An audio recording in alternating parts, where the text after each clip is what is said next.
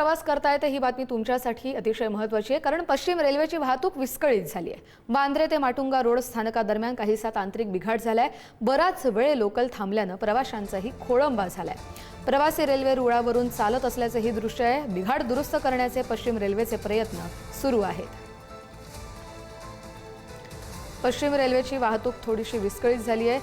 बराच वेळ लोकल थांबली आहे, त्यामुळे प्रवाशांचा खोळंबा झाला आणि त्यात काही प्रवासी रेल्वे रुळावरून चालत निघालेत। वांद्रे ते माटुंगा या रोड दरम्यान तांत्रिक बिघाड झाल्याची माहिती मिळते।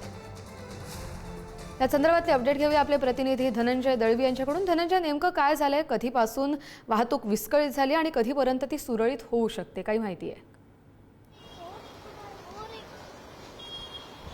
आपण जर पाहिलं तर पश्चिम रेल्वेच्या विविध ठिकाणी तांत्रिक बिघाड झाला आणि त्यामुळे ही वाहतूक विस्कळीत झालेली आहे। त्यामध्ये वसई रोड असेल, दादर असेल आणि अशा अनेक ठिकाणी आज विविध ठिकाणी खरं तर तांत्रिक बिघाड झाला। त्यामुळे रेल्वेची वाहतूक धीम्या गतीने असल्याचं दृश्य आपल्याला पाहायला मिळतं। मी सध्या उभा आहे वांद्रे आणि माहीम स्थानकाच्या मध्ये। इथे सुद्धा आपण जर पाहिलं तर कर्मचाऱ्यांकडून देखभाल केली जाते, काम केलं जात असल्याचं आपल्याला पाहायला मिळते। दुसरीकडे जी लोकल आहे ती आपल्याला धीम्या गतीने जाताना खरं तर पाहायला मिळते। त्यामुळे नक्कीच आपण जर पाहिलं तर पॉइंट फेल्युअर झाला होता। त्याचबरोबर कॅम्पलिंगचं काम जे आहे ते पॉइंट कॅम्पलिंगचं काम सध्या सुरू असल्याची माहिती मिळते। त्यामुळे गोरेगाव असेल, दादर असेल अशा ठिकाणी हे तांत्रिक बिघाड झाले आणि त्यामुळे सकाळी हे तांत्रिक बिघाड झाल्यामुळे वाहतुकीवर परिणाम झाला आणि कामावर जाणाऱ्या प्रवाशांना त्याचा फटका बसल्याचा आपल्याला पाहायला मिळते। त्यामुळे नक्कीच आपण जर पाहिलं तर रेल्वे कर्मचारी त्या ठिकाणी पोहोचलेले आहेत। त्या सगळ्याची तातडीने दुरुस्तीचं काम हाती घेण्यात आलंय पश्चिम रेल्वेकडून।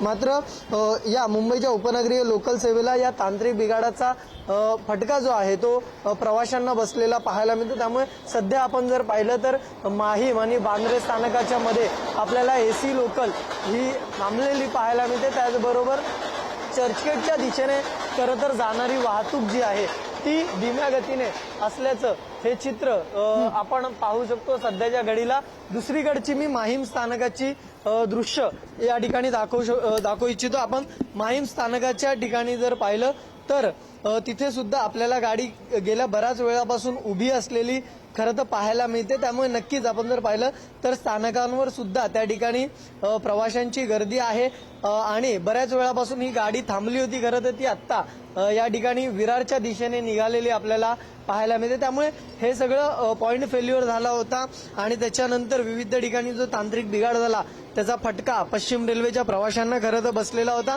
आणि आता जी एसी लोकल थांबलेली होती ती सुद्धा आता माहीम स्थानकामध्ये पोहोचलेली आपल्याला पाहायला मिळते। त्यामुळे हा सगळा फटका जो आहे तो आपल्याला बसलेला पाहायला मिळते। इथे सुद्धा आपण जर पाहिलं तर आत्ता सुद्धा हे सगळ्या लोकल ज्या आहेत त्या धीम्या गतीने जातानाचं दृश्य जे आहे ते आपल्याला एकंदरीत जी धीमी मार्गिका असेल किंवा जलद मार्गिका असेल यावर खरं तर पाहायला मिळते।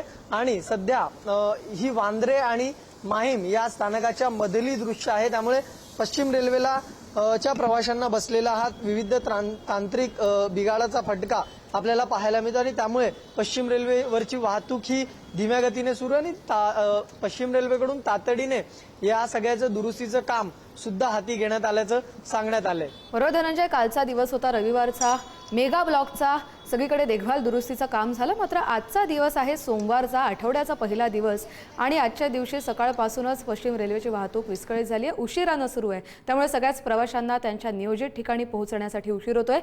हा आता बिघाड कधीपर्यंत दुरुस्त होतो हे देखील पाहावं लागेल। धन्यवाद धनंजय दिलेल्या सविस्तर माहितीसाठी।